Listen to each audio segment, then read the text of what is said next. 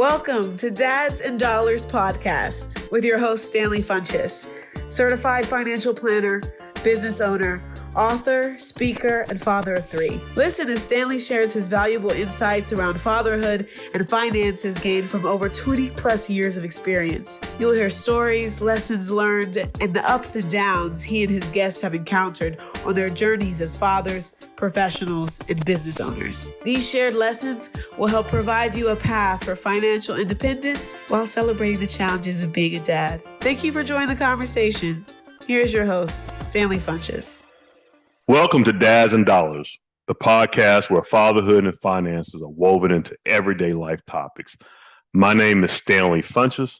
I am a certified financial planner by profession and a father of three in this thing called life. We are glad you can join us for season 1, episode 8. And in this episode, we're going to discuss a key component of generational wealth building. Do you have your wills and estate planning complete? Don't run away from the podcast right now and stop listening. We're going to go over that in just a moment.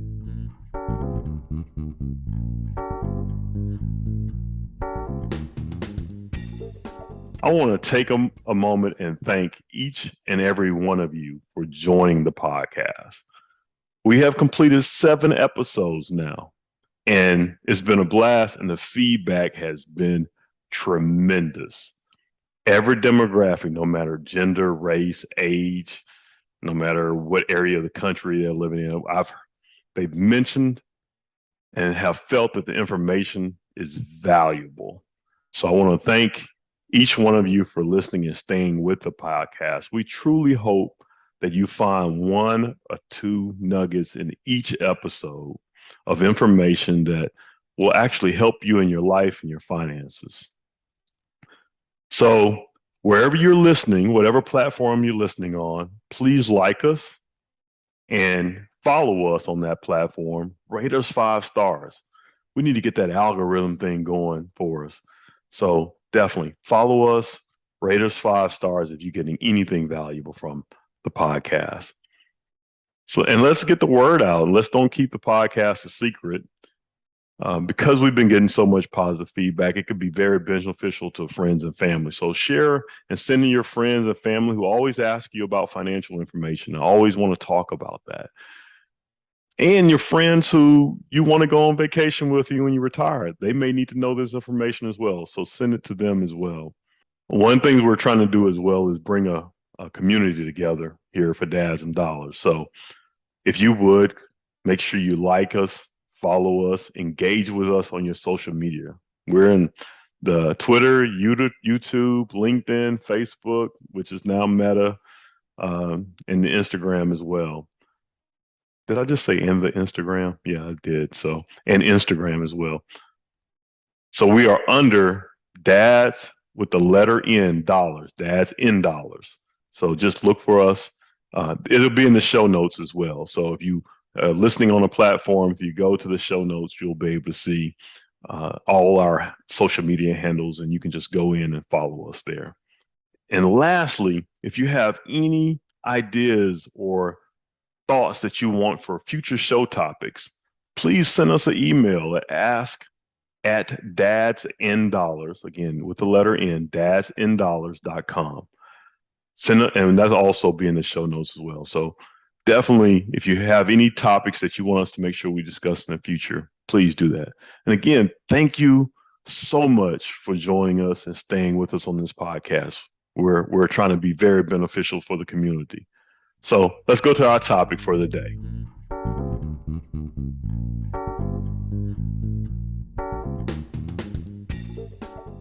So in our first few episodes, we have discussed some fundamental, basic areas of financial planning that everyone should be considering and doing in some way.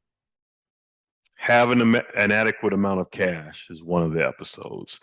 Saving in your company retirement plan. We all should be looking at those opportunities, especially when that match is there and that free money is there. Investments and markets, how to stay disciplined in times of volatility and how to take advantage of it. We've talked about that. In this episode, we're going to talk about wills and estate planning. we're trying to build generational wealth, we definitely need to have those things. Benjamin Franklin said that there's only two things for certain, that's death and taxes. And with the right estate planning, we take care of both of those planning areas. So this is certainly a topic that everyone should be interested in and will have at some point in time when they pass, that they will have to address. And, when we think about it, we think about the fact that we've gone through a rough 2.5 years. We've lost a lot of people here with COVID. And, whether they had comorbidities or not, many people passed away unexpectedly from COVID. And if you're like me, I feel like I've seen more deaths close to me in the last 2.5 years than at any other 2.5 year period in my life. So is one lesson for us to know is that this passing can come to us unexpectedly, and we need to have our financial affairs in order just in case this unexpected event happened. But it's a certain event. And, at Entellus Wealth Management, our motto is to help clients create, build, and protect their legacy. So protecting the legacy, a will is a great part of that. If you create and build over time, you want to protect it, and your will does that. One of the hot terms in today's lingo is generational wealth building.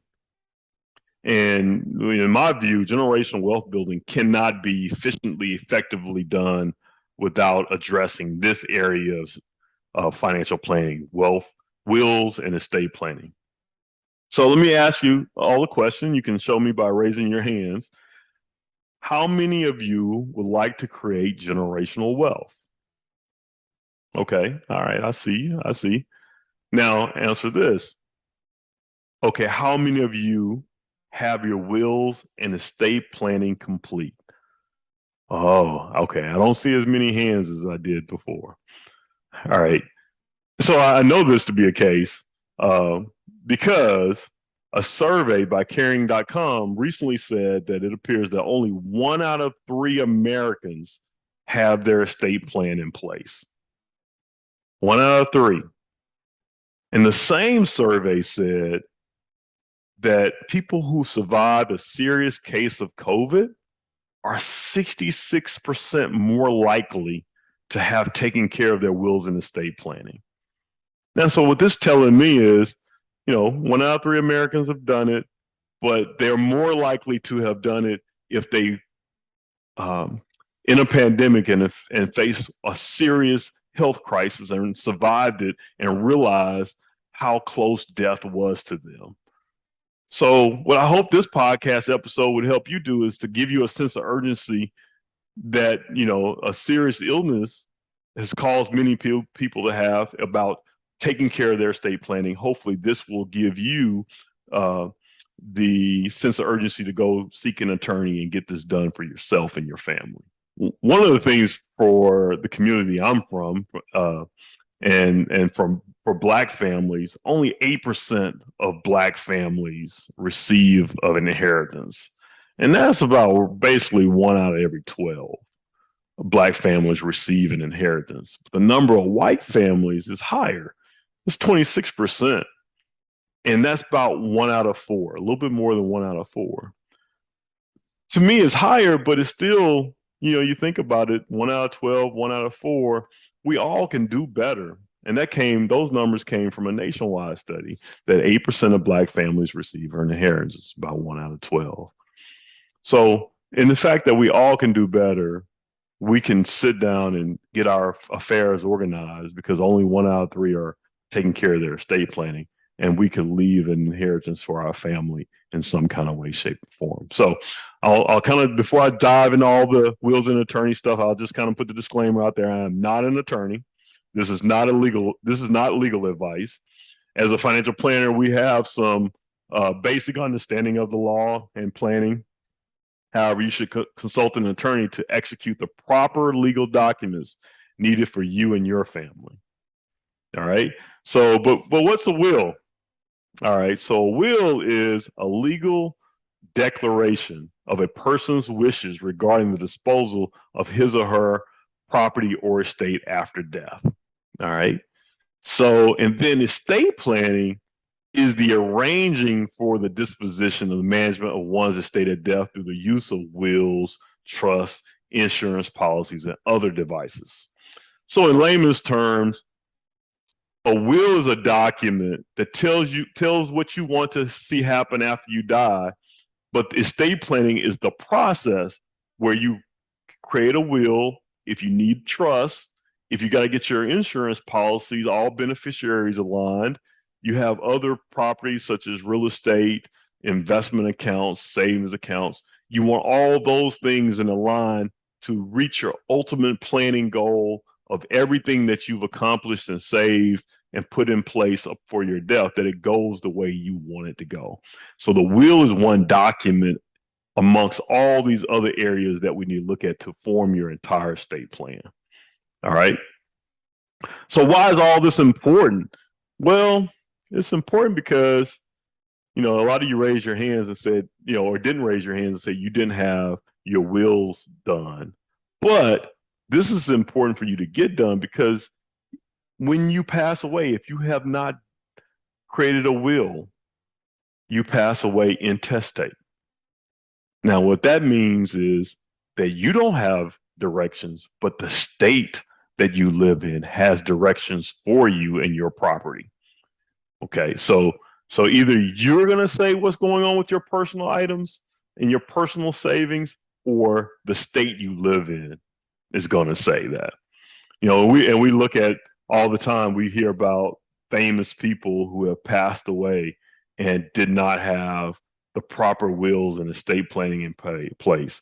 I mean, some of my favorite music artists have passed away and not had their wills and estate planning in place. And it caused all kinds of confusion. Well, you don't have to be as wealthy as some of these people for this to be an important thing. All right. So a will help you with your personal items. So if you have paintings, you have a mink coat, you have rings, jewelry, things that you want to give to specific people, you can put that in your will. I recently had one of my longtime clients pass away, and we worked for probably 3 to 5 years because he got sick. And we worked for 3 to 5 years to make sure that everything was going from his investment accounts to his property the way he wanted to go, even down to his paintings. And when I tell you that why this is important, because we went through and he had a number of paintings that he wanted his kids to have. And we went through and labeled exactly which child gets what painting.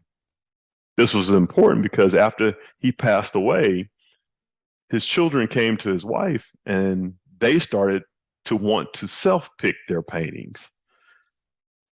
And that was not his wishes, because obviously 2 children saw a painting and said, "Hey, I want that one." And they began to have discussions about the painting and who had the right to the painting or not. But because my client took the time and he sat down and he said, "Hey, this painting, describe the painting, goes to this child, and this painting goes to this child," that avoided a whole bunch of confusion and animosity that might have happened. So even down to your personal items, just making sure you have your wills done to your personal items. You might not have a whole bunch of wealth when it comes to money, but you may have things that you value for you and your family value. You need to put that in writing. All right. So the will also, the things that you individually own, so cars, as well as, you might own your property. So the will would dictate those things as well. Now, you have to be careful about things that you own jointly. So if I own something jointly with someone, and it's joint with rights of survivorship, which happens in most married cases. You own an account and you own it jointly with your spouse, and it's rights of survivorship, meaning that if client A passes away, okay, client B is the person that client A owns joint with rights of survivorship with, then client B gets everything. Okay, get the entire account. So husband and wife, pass away, whoever the surviving spouse gets the whole account, joint with rights of survivorship. Tenants in common is another way to own something jointly. That's a little bit different. That means if I own something with my sister and I was to pass away, we owned a joint tenants in common, then my share goes the way of my will or whoever I designated that money to go. It won't go that percentage, 50% or whatever, won't go to my sister like it would in joints with rights of survivorship.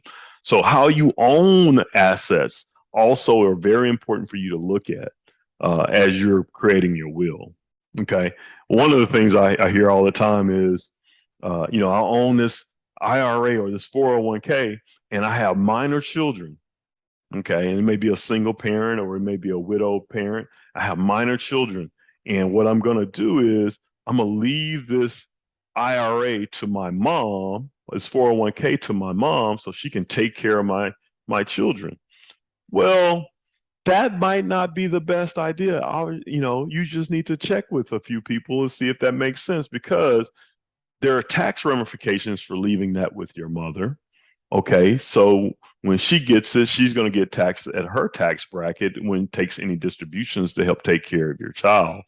And then there's also rules in when she has to draw the money out that your children may not have those same rules for their given age. This is just something that you have to talk to an attorney about or a financial planner about to see if leaving that IRA that you really want to take care of your minor children with your mother or your aunt or brother, anyone, that whether that's a good idea or not. So we see that all the time. So again, the will takes care of your personal items, individually things that you own that don't pass by beneficiary designation.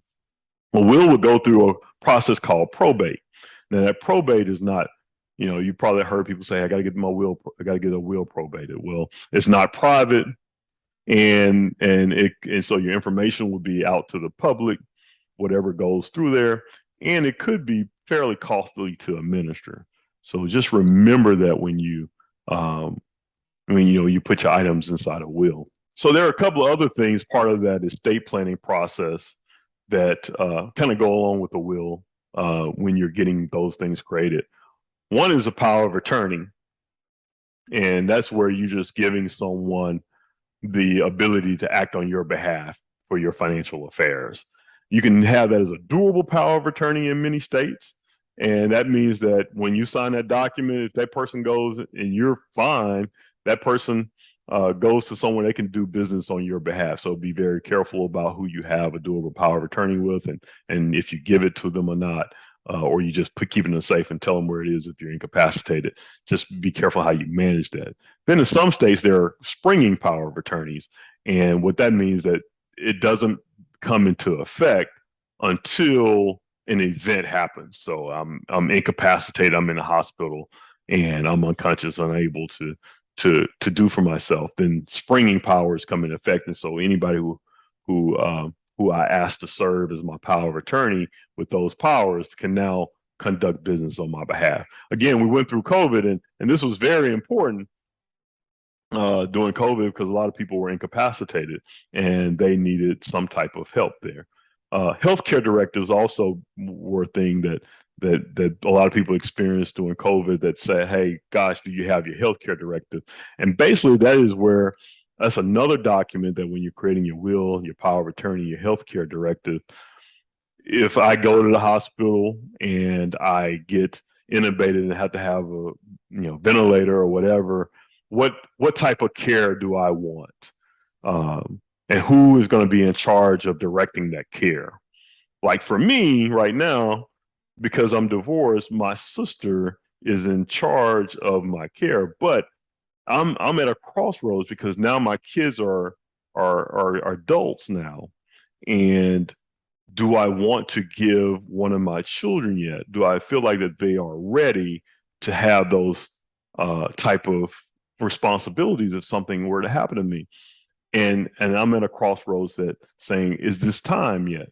And I don't think it's quite time yet, but that's something eventually that I may have to change within my healthcare directives. Instead of my sister having care, I may have to have one of my children to have care. But that's things that you have to think about when you may become incapacitated. All right, so we went over wills, power of attorneys, healthcare directives. But remember, we talked about estate planning. And within estate planning, it's kind of coordinating everything. So you might have this will, but then you also could put in estate planning trust in place. Now, trusts are good because they avoid probate. They're more private in nature. So if I leave items in a trust, it won't be out there for public consumption. It provides protection for creditors and predators. So what I would like to say, I bring the example of a lot of times when there's a couple that's married and they have young kids, and if the wife may say, hey, look, if I pass away, I don't want my dollars to go to my husband all directly. I want dollars to go into this box called a trust for my husband's benefit as well as my kids' benefit, because they may be concerned that their husband remarries to someone who may not be financially sound, savvy, or a predator.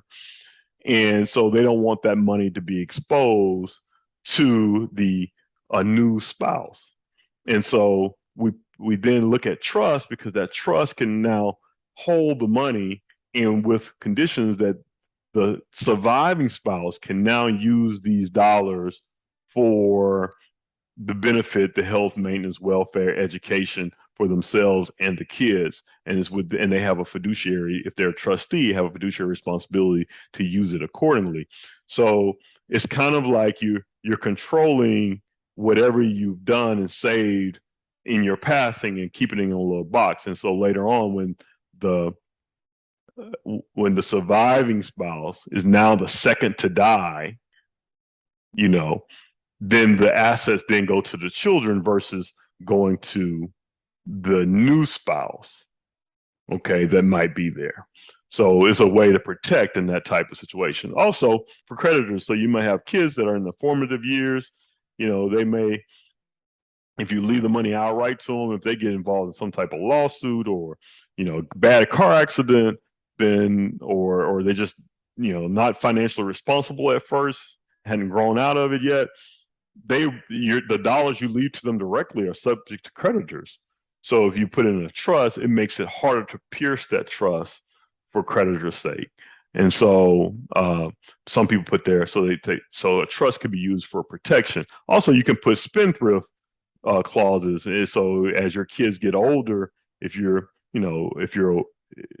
single and you have kids and you're putting some dollars in for your kids, as they get older, you can have it where they can have access to different parts of the money at different ages.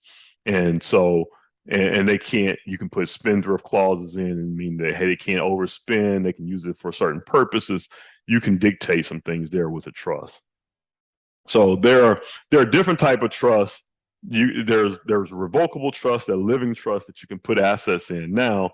So a lot of people do that with their real estate, their investment accounts, things that don't have beneficiary designation. So your 401k, your IRAs have a beneficiary designation, and you say where that money's going. But you have other savings accounts at bank that you may not have transfer on death instructions that you need to say, hey, where this money goes. So you could think about creating what's called a revocable trust or a living trust. Okay. And you can say, upon my passing, all of these assets that are now entitled in the revocable trust, you can say where that money goes. Now, at any point in time you wanted to take it out of the trust, you could. Then you got the irrevocable trust that you could have too, where you put money and you gift money or you gift items into it. Now you can't take it back once you gift it in. It's out of your estate, so to speak. We won't get into the estate planning, estate tax part today, but it's out of your estate. And when you pass, it'll go to the beneficiaries. But that's another type of trust. So most trusts that I see are just testamentary trusts, meaning that you put it on paper, but it really doesn't come into impact until you pass away. So you may have a life insurance policy, and let's say that life insurance policy may be a death benefit of $500,000, and you want to leave it to your 5 kids. Well, but they're all minors. You want to put it in a trust, or they're just young adults, and you just don't want to give them that much money right now. So you can put that $500,000 beneficiary as a trust. Okay, so you've written your will, you put a trust inside your will. It's not active. It only is active upon your death. But when you die, you've listed the trust as a beneficiary. Now those assets go inside of the trust. Okay, and now you put rules of how that money is supposed to be dispersed, and you put a trustee in charge of it. Okay, so that's important for you to have when it comes to trust. So again, thinking about it, estate planning is wills, trusts, your investment accounts, and other things. So other things could be your company benefits. A lot of people forget about their company benefits. You need to make sure when you do your estate planning that all your beneficiary designations and your company benefits are going the way you want them to go, which means you're coordinating them with your wills and your trusts and your thoughts there. And you need to not forget your company benefits when you change jobs, or you have a life event, you get divorced, you have more kids. I was reading something the other day about Heath Ledger. When he passed away, he had a 2-year-old, and he didn't write the 2-year-old in his will yet, and didn't account for the 2-year-old. So everything that he had went to his family and not her. And so that presented some issues and problems, obviously. And so that's the thing, whenever you have these life events, company benefits, life insurance, real estate, you want to make sure that you're changing those things. So life insurance is another thing that you got to make sure you have coordinated. So if you have individual life policies, you want to make sure that that's coordinated within your estate plan. Real estate property, same thing. All right. Your 401k, your retirement accounts. Now, a few things about that. Again, your retirement accounts can pass by beneficiary designation, but again, if you have minor kids, you just got to be very careful about who you leave it to, and so you really need to consult with the attorney for your 401k dollars, because there's been a lot of recent tax law changes. So if you've had if you're listening to this podcast and you've had your wills and trusts done and completed, and you had it done 3 or 4 years ago, you still might want to go revisit it, because with the Secure Act that's passed, there are some provisions that if you had your retirement plan going into some type of trust, and the trust was written in a certain way, the Secure Act may have negated that. So you need to go check with an attorney to make sure that that planning is done correctly. So, we talked about all these things when it comes to trust and estate planning and wills. So there are some people that I would say, some specific group of people that definitely need to get this done. I think everybody needs to address their wills and estate planning, no matter where you are in life, no matter what station financially you're in. Because ultimately this is not for you.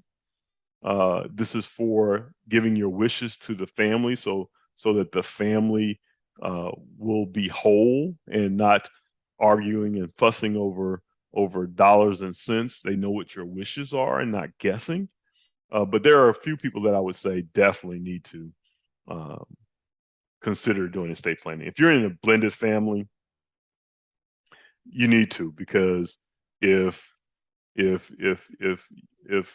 client A has children and client B has children, and they don't have common children together, or even if they do have common children together, that's a complicated situation. And this is their second marriage. Okay. This is a complicated situation, meaning that, and there's a lot of blended families out there now, meaning that if client A passed away, right, there could be where client A is leaving everything to client B. Client B then can later go change their will. And so everything that client B has now goes by client B's will, which may disinherit client A's children. All right. Or in that client A, client B scenario, client A passes, leaves everything to client B. Client B may remarry. Client B passes away. Now client B left everything to the remarried person, and then the children are disinherited from client A and possibly from client B. All right. Or another scenario that might happen, client A, client B, client A passes. There might be an age gap between them. Client B may not pass away for another 30, 40 years. Client A's kids have to wait for an inheritance 30 or 40 years before client B passes away. So how you leave money and how you do things there is very, very important. So trust, life insurance, beneficiary updates, prenuptial agreements, all those things in a blended family need to be addressed within estate planning. Another group that needs to really focus and have estate planning are those people who have children with special needs. All right. Special needs trust it helps in so many ways. It helps manage the funds. You'd say if a husband and wife have a special needs child and they have other kids as well, if husband and wife passes away, then who's going to take care of that special needs child? That needs to be articulated within a document. Who's going to manage the funds for that special needs child? That needs to be articulated in a document. How are you going to be able to preserve eligibility for government benefits? Special needs trust helps you with that. Special needs planning helps you with that. Taxes, how they're going to pay taxes out of it, who's going to be the person over it, trustee. So that is very, very important. And also communicating to your other kids who may not be special needs. A lot of times say, well, hey, Johnny's my oldest. He's going to take care of Susie who has special needs. And so we're going to leave all the money to Johnny. Well, that could be some issues there. Or we're going to leave all the money in the special needs trust for Susie so Johnny can take care of it. Well, if you articulate it correctly and have a conversation with your child, and if that's your ultimate plan to do, then a lot of times in special needs cases, life expectancy may not be as long. So you might need to account for that for the special needs. And you need to make it equivalent by using some other life insurance or some other assets to help try to make it some equal in nature. So all those things are wills and trusts, part of generational wealth building, things you need to focus and think about when you are considering the fact that, hey, we all are going to pass away. And how do we make sure what we're saving for and building our financial wealth goes to the people that we care about the most and that we work so hard to protect?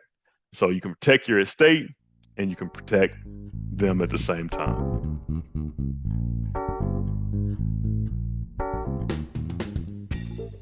All right, so we just talked about wills and estate planning. And, I told you that at Tillis Wealth Management, our motto is create, build, protect a legacy. All right. So legacy, obviously a lot of people think of legacy in the form of money or gifting of something, but legacy could be so many different things, right? First of all, we don't have to wait till we pass to be able to have this legacy. So as parents and as a dad, I like to always talk about one of my clients. He's been a client for over 15, 20 years. And probably about 15, 16 years. He's been retired for about that long. And he was in real estate. He had a 8 to 5 as well, but he was in real estate as well. And so he's left a mentality for his family and his son around real estate.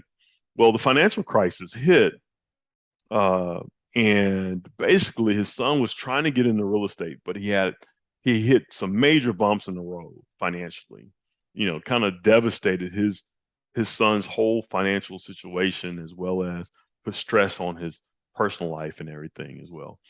But my client, because my client had saved and came in and we did planning, his real estate took hits as well.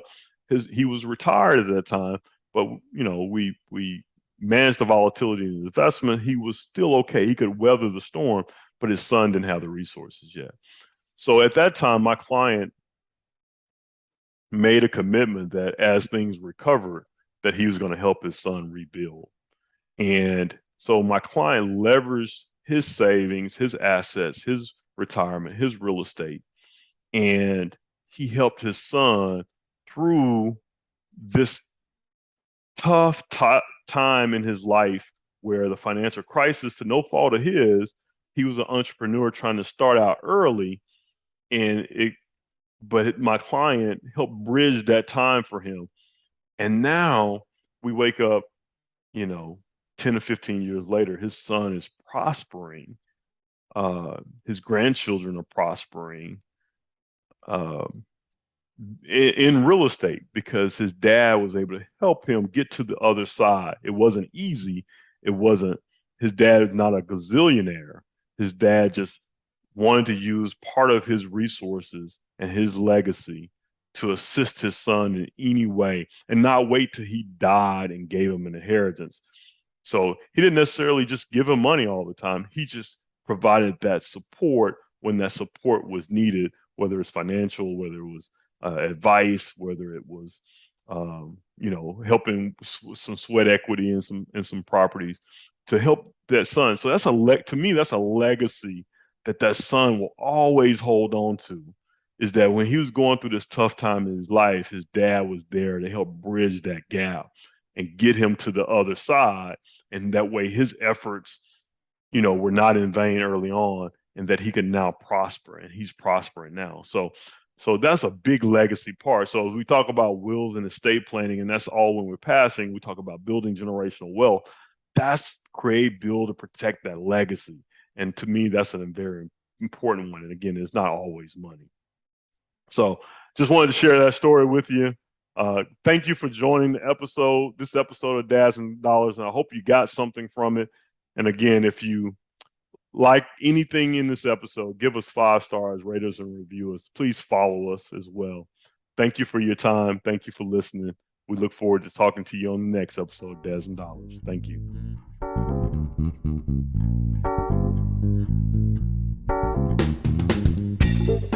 Thank you for joining us for this episode of Dads and Dollars. If you found the information shared today valuable, please share with your friends and family via your social media. If you have a request for a future financial topic for Dads and Dollars, please email us at ask@dadsanddollars.com. For further information on your financial journey, you may purchase The Quest for Financial Independence, 10 Areas of Your Financial Planning You Should Not Ignore, by visiting our website, dadsanddollars.com. The opinions voiced in this podcast are for general information only and are not intended to provide specific advice or recommendations for any individual. To determine which strategies or investments may be suitable for you, consult the appropriate qualified professional prior to making a decision. Individual tax and legal matters should be discussed with your tax or legal professional. Economic forecasts set forth may not develop as predicted, and there can be no guarantee that strategies promoted will be successful. All performance reference is historical and is no guarantee of future results. All indices are unmanaged and may not be invested into directly. Traditional IRA account owners have considerations to make before performing a Roth IRA conversion. These primarily include income tax consequences on the converted amount in the year of conversion, withdrawal limitations from a Roth IRA, and income limitations for future contributions to a Roth IRA. In addition, if you are required to make a required minimum distribution, RMD, in the year you convert, you must do so before converting to a Roth IRA. Asset allocation does not ensure a profit or protect against a loss. There is no assurance that the techniques and strategies discussed are suitable for all investors or will yield positive outcomes. The purchase of certain securities may be required to affect some of these strategies. Investing involves risk, including possible loss of principal. Guests and their companies are not affiliated with or endorsed by LPL Financial or Intellis Advisory Group. Securities offered through LPL Financial, member FINRA, SIPC. Advisory services offered through Intellis Advisory Group, a registered investment advisor, Intellis Advisory Group and Intellis Wealth Management are separate entities from LPL Financial.